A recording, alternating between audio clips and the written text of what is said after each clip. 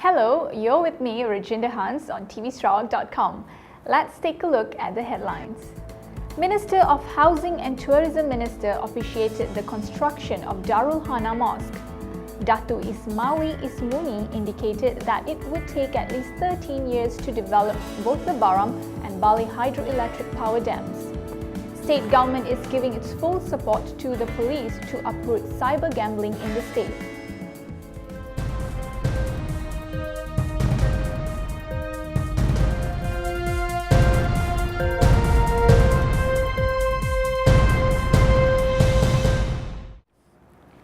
Minister of Housing and Tourism Minister Dato' Amar Haji Abdul Rahman Abang Zohari bin Tun Haji Openg has officiated the construction of Darul Hana Mosque.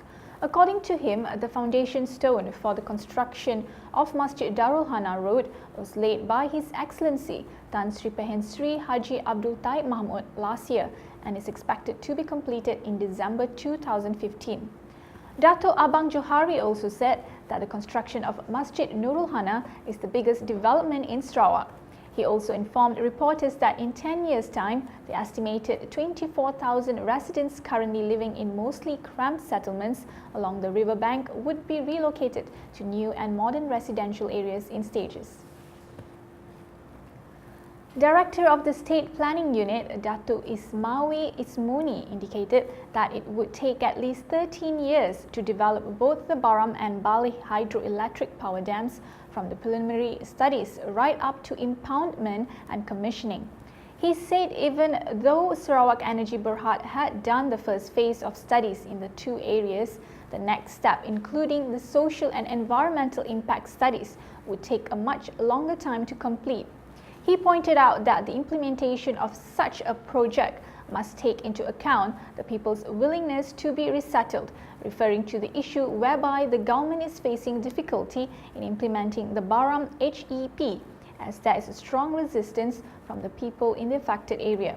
Dato' Ismawi further pointed out that Sarawak has been embarking on sustainable energy such as hydroelectricity to power the mammoth Sarawak corridor of renewable energy, which is expected to propel Sarawak into an industrialized state.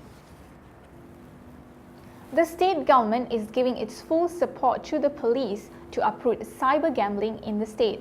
The social ill has reached an alarming level in the state, with even students hooked on gambling in illegal cyber cafes.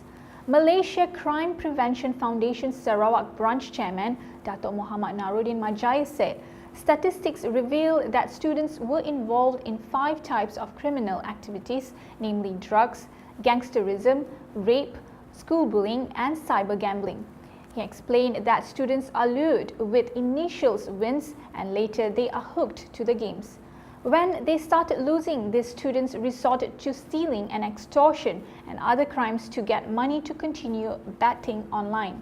He was quoted as saying, "As a representative of state government in MCPF, I would like to say that the state government is sharing the same stance as the police.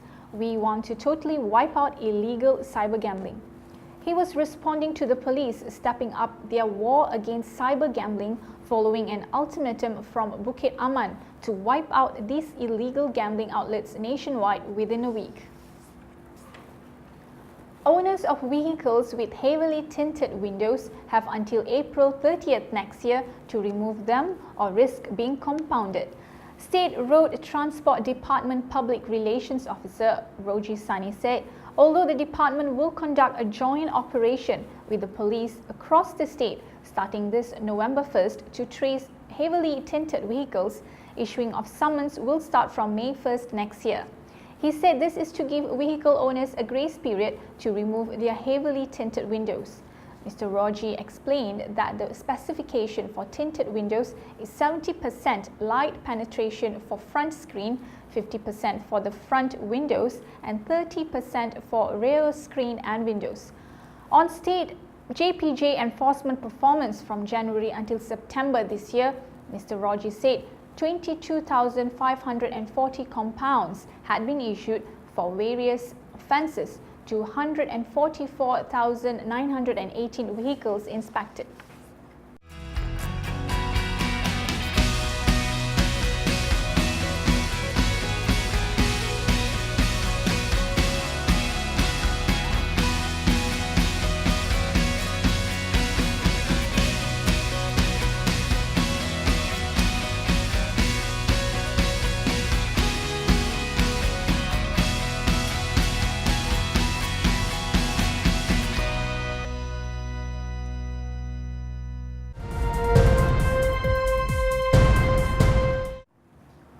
Moving on to the Malaysian news.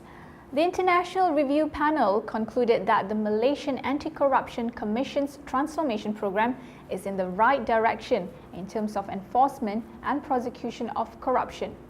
Daniel Lee Ming Chak, who is former Deputy Commissioner of the Hong Kong International Anti-Corruption Academy, said the MACC was improving with a positive attitude in terms of investigation, prevention and educating the public on corruption. Lee is IRP panelist appointed to review MACC's anti-graft policies, work procedures and best practices, along with IACA Program and Activity Coordinator Professor Alan Doig and former Hong Kong Solicitor General and Commissioner of the Hong Kong Independent Commission Against Corruption, Bertrand Despeville. To a question on the IRP's recommendations for MACC, Lee said that considering the current workload and various initiatives undertaken, it needed more manpower to sustain the organization's effectiveness. Meanwhile, Despeville noted that public perception of MACC handling just small complaints had to be removed, as it had the mandate to lead the country's anti-corruption drive and it was on the right track to do so. He also said that changing public perception and gaining public confidence was not easy, but it should not be a barrier for the MACC to achieve the desired result in fighting corruption.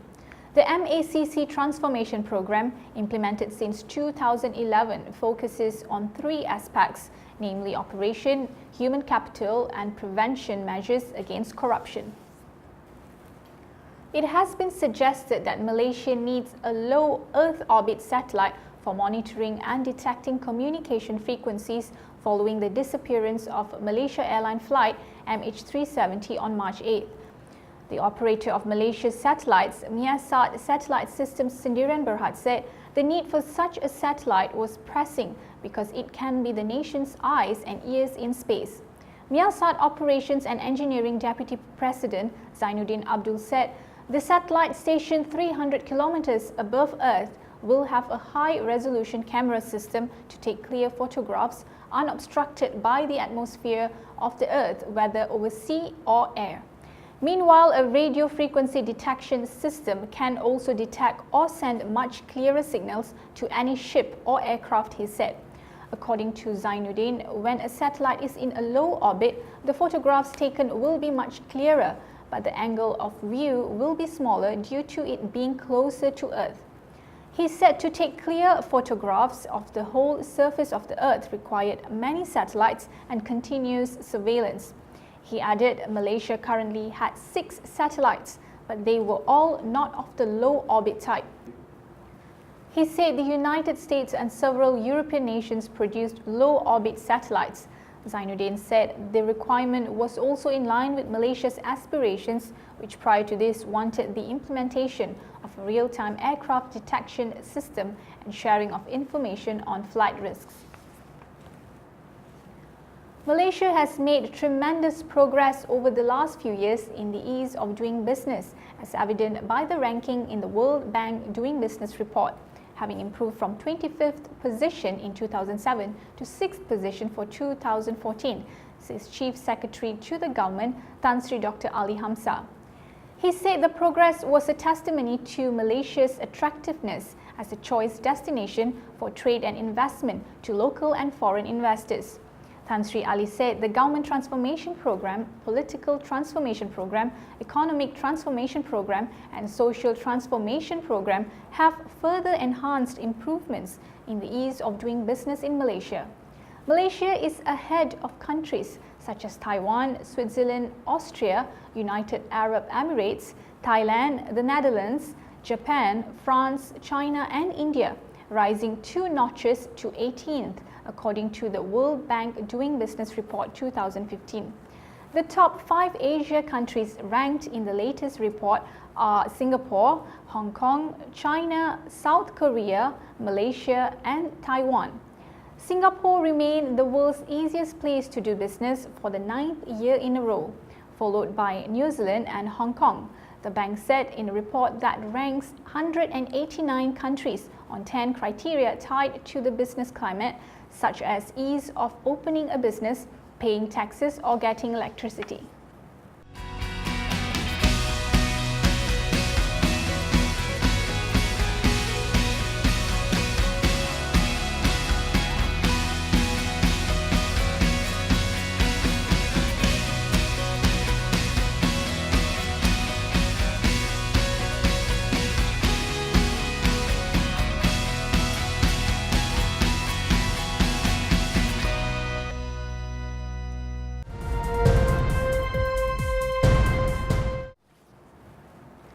Moving on to the global front.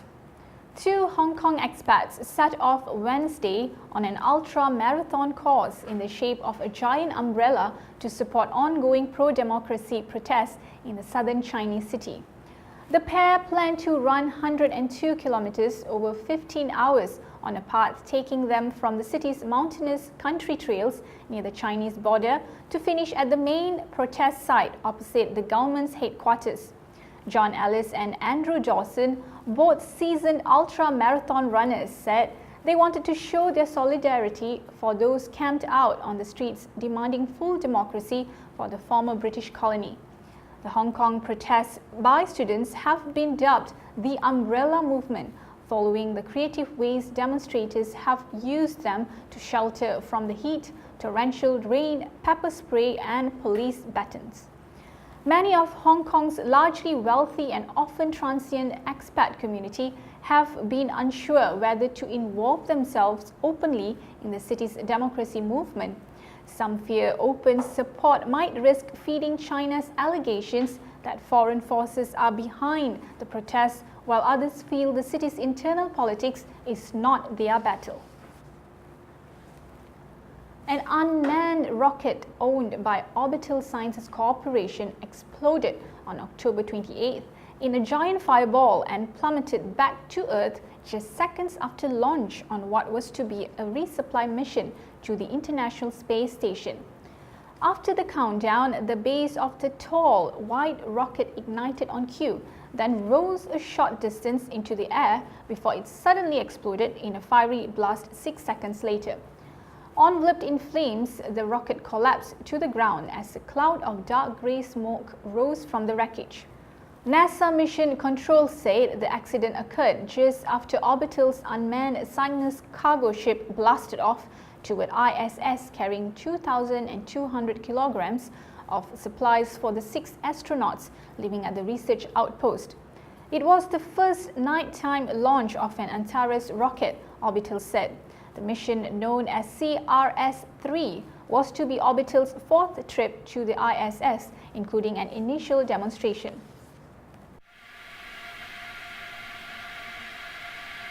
Five, 4, 3, 2, 1.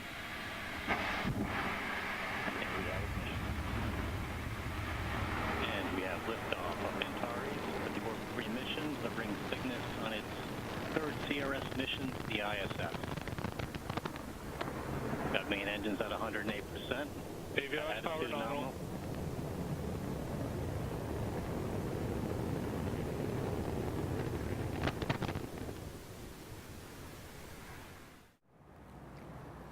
A menacing river of molten lava that bubbled over a road and overran a cemetery on its path toward a village on Hawaii's Big Island crossed onto a residential property on Tuesday, where it threatened to consume its first home, officials said. The slow-moving lava from the continuously erupting Kilauea volcano has been advancing on the town of Pahoa for weeks, with officials warning repeatedly it is hot enough to incinerate any homes, roads and businesses in its path. Molten lava is hotter than 900 Celsius, according to the U.S. Geological Survey. Residents living in the projected path of the lava, whose leading edge is 82 meters wide, have been urged to prepare for evacuation, and many have slowly emptied their homes of prized possessions as the lava approaches. The lava menacing Pahoa began bubbling out of the Kilauea volcano on June 27th and initially threatened a small community before turning toward Pahoa. It came to a standstill in September, raising hopes of a respite before resuming its meandering trudge several weeks ago.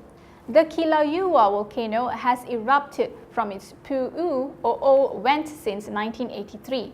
The last home destroyed by lava on the Big Island was in Kalapana in 2012, according to Big Island Civil Defense. Between 1983 and 1990, lava flows from the volcano destroyed more than 180 homes, according to the USGS. Listed companies with a boardroom that has diversity in gender, age and ethnicity were found to do better than those with none of these diversity indicators, according to a study by National University of Singapore and Board Agenda. Companies that have both the genders, at least 2 ethnic groups and 2 generations represented in their boardrooms enjoy average returns on assets of 5.1%, compared to the average of 1.1% at firms displaying none of these diversity indicators, according to the Singapore Board Diversity Report. The return of assets is on average higher for boards that are either diverse in gender, ethnicity or age, it added. While there were tangible benefits to boardroom diversity, the study found that most Singapore Exchange listed firms were largely uniform. More than 50% were found to be all male and from the same generation and ethnic group. Only 7.7% of boards displayed diversity in all 3 categories, it added. That's all for now. I'm Reginda Hans. Thank you for watching.